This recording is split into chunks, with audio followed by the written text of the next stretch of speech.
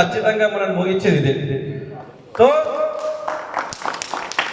ఈ బిజినెస్ లాగా వచ్చిన ఇందులో ఫస్ట్ పాయింట్ ఏంటంటే చెప్పండి, డిఫైన్ ద డ్రీమ్. ఇక్కడ the right, define the dream.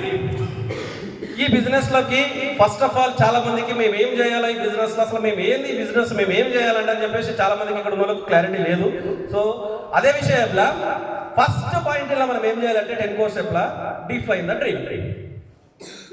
Define the dream అంటే అసలు నీకు ఏం డ్రీమ్ ఉన్నది, ఆ డ్రీమ్ రాసుకుంటే నీకు డిఫైన్. ఫస్ట్ ఆఫ్ ఆల్ ఆ డ్రీమ్ డిఫైన్ చేయాలి. నేను ఎఫ్ఆర్యూలో డిసైడ్ అయినా, ఏం డిసైడ్ అయినా మళ్ళీ ఎఫ్ఆర్యూ కల్లా కారు కొనాలని చెప్పేసి కొన్నానా, కొన్నా అంటే మరి డిఫైన్ చేసినందుకే వచ్చింది కదా.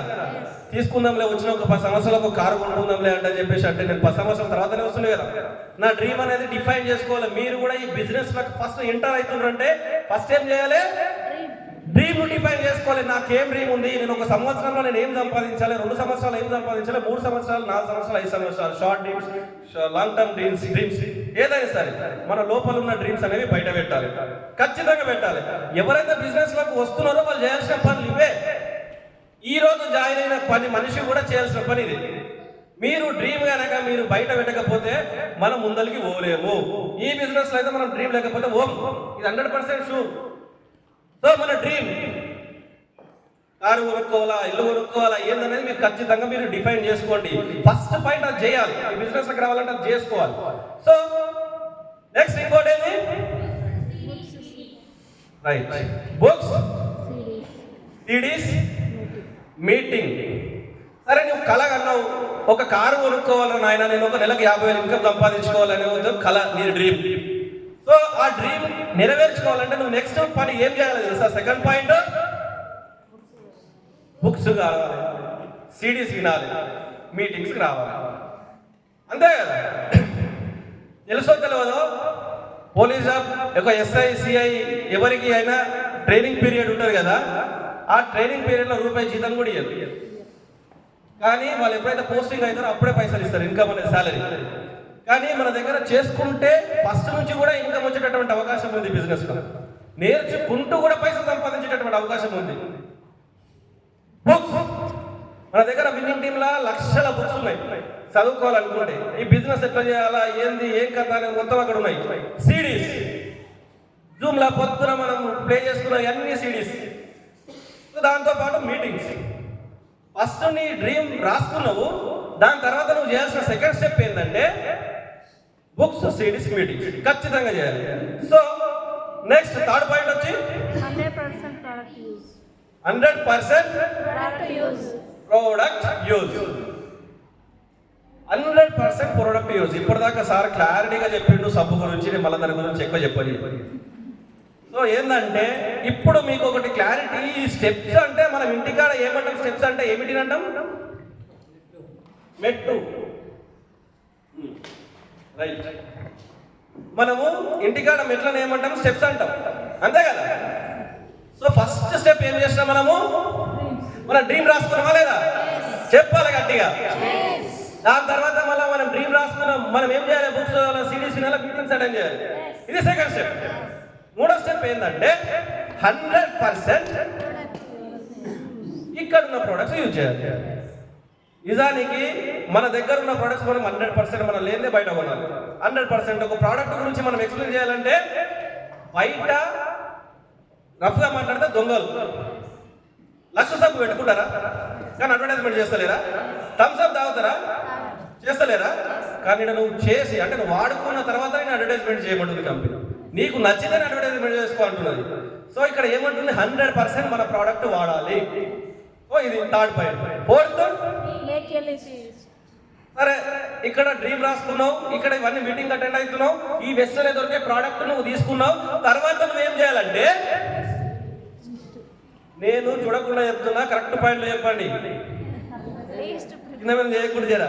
నెక్స్ట్ 4వ పాయింట్ ఏంటి, మేక్ ఏ లిస్ట్. సరే సో ఇక్కడ చూడండి, డ్రీమ్ రాసుకున్నావు, బుక్స్, తర్వాత 100% వాడుతున్నావు. సో నెక్స్ట్ ఏం చేయాలి, మేక్ ఏ లిస్ట్. మన చుట్టాలు ఎవరు ఉన్నారు, మన ఫ్రెండ్స్ ఎవరు ఉన్నారు, మన దగ్గర ఎవరు మనం చెప్పాలనుకుంటున్నాము, సో వాళ్ళందరితో ఒక లిస్ట్ రాసుకోండి.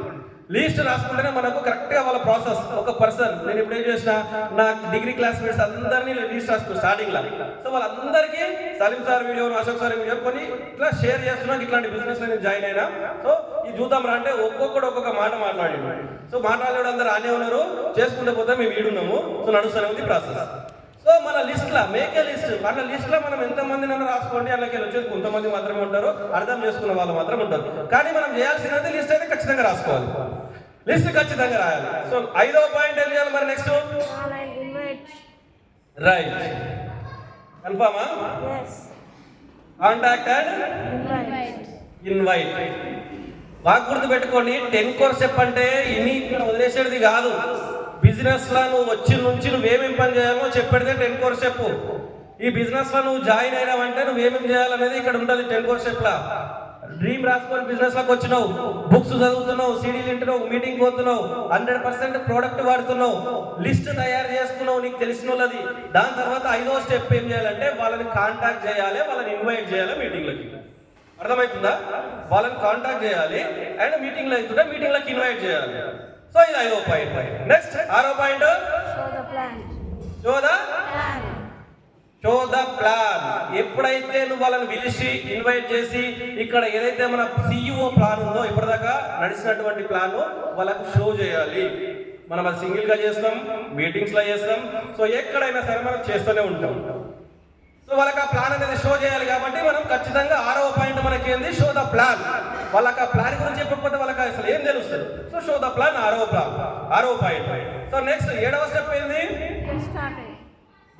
స్టార్టెడ్. సో వాళ్ళకి ప్లాన్ చెప్పి నిజానికి మనం ఏం చేస్తామంటే అర్థం చేసుకున్న వాళ్ళు ఓకే చెప్తారు, అర్థం చేసుకున్న వాళ్ళు నో చెప్తారు. ఇదైతే అందరికీ తెలుసు. కానీ అర్థం చేసుకొని ఏం చెప్పిన వాళ్ళకి ఆల్మోస్ట్ స్టార్ట్ చేయించేసేయాలి. సో మనం ఏం చేయాలి, స్టార్టెడ్. వాళ్ళని స్టార్ట్ చేయాలి, వాళ్ళకి ఐడి ఇవ్వాలా, ఐడి మీద మీకు కావాల్సినటువంటి వాళ్ళకు ఇంట్లోకి ఏది రిక్వైర్మెంట్ ఉంటే అది ఇచ్చేయాలి. ఒకటి క్లారిటీ ఇవ్వాలి. 100 PV తీసుకుంటే కనుక 4 నెలలు తీసుకుంటే 2000 ప్రోడక్ట్ ఫ్రీ వస్తుంది. లేకపోతే నువ్వు 60 PV తీసుకుంటే 1250 వచ్చే ఫ్రీ వస్తుంది. నువ్వు ఏం లేకుండా నీకు ఇష్టం వచ్చినట్టుగా ఎంత నీకు ఇట్లా ఎంత రిక్వైర్మెంట్ ఉంటే అంత కూడా మనం ఇవ్వచ్చు. సో బట్ స్టార్టెడ్, వాళ్ళని స్టార్ట్ చేయించేసేయాలి ఆల్మోస్ట్ ఆల్. ఇది 7వ స్టెప్. నెక్స్ట్ 8వది కౌన్సిలింగ్ విత్ అప్లై. రైట్, ఇప్పుడు ఉన్నది కౌన్సిలింగ్ విత్ రైట్. ఇప్పుడు వీళ్ళందరినీ ఏం చేసినావు, తీసుకొచ్చినావు, ప్లాన్ చెప్పినావు, స్టార్ట్ చేయించినావు. సో స్టార్ట్ చేయించి గాలికి వదిలేసి అయిపోతుందా? ఏం చేయాలి మరి? అప్లై అంటే ఎవరు?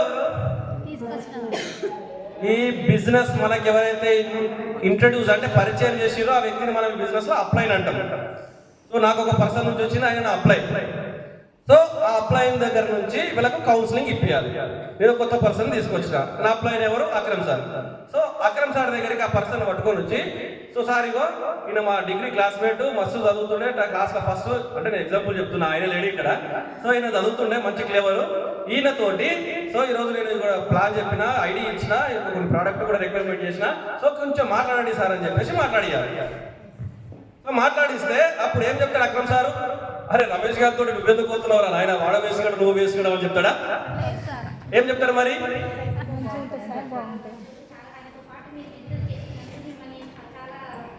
Right right. ఇక్కడ అప్లైన్ అనేది ఏంటంటే, ఇక్కడ రమేష్ ఈ బిజినెస్ వచ్చిండు, అర్థం చేసుకుంటూ ఒక మంచి యాక్టివ్గా ఉన్నాడు, ఆయన జీవితాన్ని మార్చుకోవడానికి ట్రై చేస్తున్నాడు, అదే అవకాశం నీకు ఉన్నది, ఇక్కడ మేమందరం కూడా మీకు సపోర్ట్ ఉంటాము, ఆ సపోర్ట్ ఉన్నారు, మీరు కూడా మీ జీవితాన్ని మార్చుకునే అవకాశం ఉందని చెప్తాడు. సో దాంతో మనం అప్లైన్ దగ్గర కౌన్సిలింగ్ తీసుకోవాలి. అప్లైన్ దగ్గర కౌన్సిలింగ్ తీసుకోకుండా అక్రమ్ సార్కు నేను నా డౌన్లైన్ పరిచయం చేయకుండా, సో నీ దారికి ఎవరే నా దారి నాదంటే ఆయన దారి కరెక్టే పోతున్నాడు, ఇంకా నా దారి ఎక్కడ పోతున్నది పక్క దారి, మళ్ళీ అదే పోతున్నది, పాత దారికి పోతున్నది. సో ఇవన్నీ కూడా మనం మైండ్లో పెట్టుకోవాలి. అప్లై తోటి కౌన్సిలింగ్ ఖచ్చితంగా తీసుకోవాలి. సో ఈ కౌన్సిలింగ్ తర్వాత నెక్స్ట్ 9వ స్టెప్ ఏంది? అకౌంటబిలిటీ. అంటే ఏంది? ఇప్పుడు అకౌంటబిలిటీ అంటే అప్లైన్ డౌన్ లైన్, బిజినెస్ లో అప్లైన్ డౌన్ లైన్ మొత్తం ఒక ఫ్యామిలీ, అది అందరం మనం ఒక ఫ్యామిలీ లాగా ఉంటాం. సో ఎట్లాంటి అకౌంటబిలిటీ, ఫైనాన్షియల్ డీలింగ్స్ కానీ, సో దాంతో పాటు మనకి ఇక్కడ అకౌంటబిలిటీ అంటే ఇలా మీటింగ్ ఎన్ని గంటలకు అనుకున్నాం మనము 10 యాక్చువల్గా 10:30 కల్లా మనము ఆల్మోస్ట్ హాల్ కాడికి రావాలని చెప్పేసి అందరం అనుకున్నామా లేదా? అందరం 10:30కి వచ్చినామా? రాలేదు. సరే కొత్త వాళ్ళు రాలేదు, ఎందుకంటే వాళ్ళు ఇప్పుడిప్పుడే కొత్త బిజినెస్ కన్నారు. పాత వాళ్ళు అకౌంటబిలిటీ అంటే నువ్వు 10 కోర్స్ స్టెప్లు నువ్వు ఫాలో అవుతున్నావు. అసలు నువ్వు 10 కోర్స్ స్టెప్ నువ్వు ఫాలో అవుతున్నావా? ఫాలో అయితే కనుక కరెక్ట్, ఈ దానికి అకౌంటబిలిటీ ఉంటాం మనం. సో నువ్వు అకౌంటబిలిటీగా ఉండాలి. సార్ ఏదైనా మీటింగ్ వస్తున్నామంటే ఆ మీటింగ్ కరెక్ట్గా పోవాలి. సో మనము ఏదైనా సరే ఇప్పుడు మనం డిలే చేయాల్సిన అవసరం లేదు. సో ఇది కూడా మనకు 9వ step. So next last but not least 10వ step learnable, teachable, duplicable. Right. So ఇప్పుడు మనం అందరం వచ్చి ఏం చేస్తున్నాము? నేర్చుకుంటున్నాం. టీచింగ్ సిస్టమ్ ఇంకా నేర్చుకుంటున్నాం. సో నేర్చుకోవాలి. టీచబుల్ అంటే నేర్పించాలి. ఇప్పుడు మనం ఇక్కడ నేర్చుకున్నాం, మనం డౌన్లైన్లోకి కదా నేర్పిస్తాం కదా. సో మనం డౌన్లైన్లోకి ఇక్కడ నేర్పించాలి. ఇక్కడ డూప్లికేషన్ అంటే వాళ్ళు ఏం చేయాలంటే మళ్ళీ వాళ్ళు నేర్చుకున్నది వాళ్ళ డౌన్లైన్లకు నేర్పించాలి. ఇదే బిజినెస్, అంతేనా కదా? సో లర్నబుల్, టీచబుల్, డూప్లికేబుల్, ఈ 10 పాయింట్లు అంటే 10 స్టెప్స్. ఇవి పాయింట్స్ కంటే స్టెప్స్ అనుకోవడమే, మెట్లు అనుకోవడమే. మన బిల్డింగ్ కరెక్ట్ గా 10వ 11వ మెట్లు వేస్తారు వాస్తు ప్రకారంగా. ఈ బిజినెస్ లో మనం రావాలంటే ఖచ్చితంగా ఈ 10 స్టెప్స్, ఈ 10 మెట్లు ఎక్కాల్సి ఉంటుంది. డ్రీమ్ రాసుకోవాలి. ఆ డ్రీమ్తో పాటు మనం మీటింగ్స్ అటెండ్ చేయాలి, బుక్స్ చదవాలి, జూమ్ క్లాస్కి వినాలి. దాంతోపాటు మన ప్రోడక్ట్ మాత్రమే వాడాలి. దాంతోపాటు మనం ఎవరికి చెప్పాలో లిస్ట్ రాసుకోవాలి. నెక్స్ట్ వచ్చేసి కాంటాక్ట్ అండ్ ఇన్వైట్ చేసి వాళ్ళకి ప్లాన్ షో చేయాలి. ఇక్కడ 6th పాయింట్. దాంతోపాటు ఇక్కడ స్టార్ట్ చేయాలి, అప్లైన్ తోటి కౌన్సిలింగ్ ఇప్పించాలి. దాని తర్వాత అకౌంటబిలిటీ. వాళ్ళకు ఇప్పుడు ఏం చేయాలంటే ఇప్పుడు మనం ఒకరికి టైం ఇచ్చినాం, వాళ్ళకు ఆ టైంకి మనం ఇప్పటిదాకా చెప్పిన టైంకి మనం కూడా పోకుండా వాళ్ళ దగ్గర మన అకౌంటబిలిటీ ఒడగొట్టుకున్నామంటే మళ్ళీ వాళ్ళు అరే వీడు వేస్ట్ గారు రబాబట్ట అనుకుంటారు. సో అదొకటి. దాంతోపాటు లర్నబుల్, టీచబుల్, డూప్లికేబుల్. సో ఈ 10 మెట్లు ఎక్కితే కనుక నిజానికి మన డ్రీమ్స్ అచీవ్ అవుతుంది బిజినెస్లో.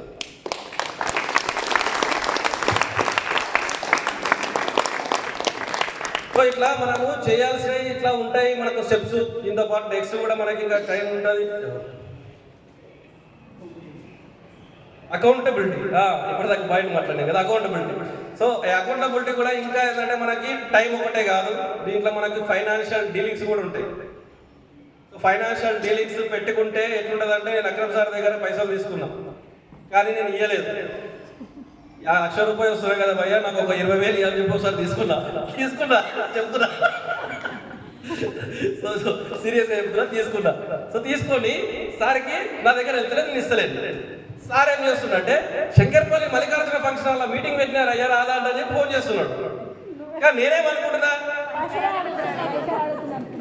ఈ అమ్మ 20,000 కోసం ఊకే ఫోన్ చేస్తున్నారు ఆయన, ఈ అమ్మ 1,00,000 రూపాయలు వస్తాయన్నట్టు 20,000 కోసం ఊకే ఫోన్ చేస్తున్నాడు అనుకున్నా. ఫోన్ లేపుతానా, ఇది రిసీవ్ చేస్తున్నా ఫోన్ లేపా. ఒకసారి మేడంతో మాట్లాడారు, సార్ బయటకు పోయింది మా ఆయన, సార్ ఇక్కడ పోయింది మా ఆయన. ఇట్లా రీజన్స్ అవుతాయి. సో అకౌంటబిలిటీ అనేది బిజినెస్ లో వేస్ట్. అకౌంటబిలిటీ అంటే పైసల డీలింగ్ అండ్ మనం ఏదైతే పెట్టుకుంటామో అది. నిజానికి ఆయన ఎందుకు ఫోన్ చేసినంటే ఈ మీటింగ్ వచ్చి ఈ మీటింగ్ ఇది నేర్చుకొని బిజినెస్ చేసి 1,00,000 రూపాయలు సంపాదించినప్పుడు నా 20,000 కావాలని ఆయన 50,000 ఇచ్చి వెళ్ళిపోతారని చెప్పి ఆయన చేస్తున్నాడు. కానీ నా బుద్ధి ఎక్కడ పోతుంది, అమ్మ 20,000 గురించి ఆలోచిస్తున్నారు ఆయన అన్నట్టు అదే పోతున్నది.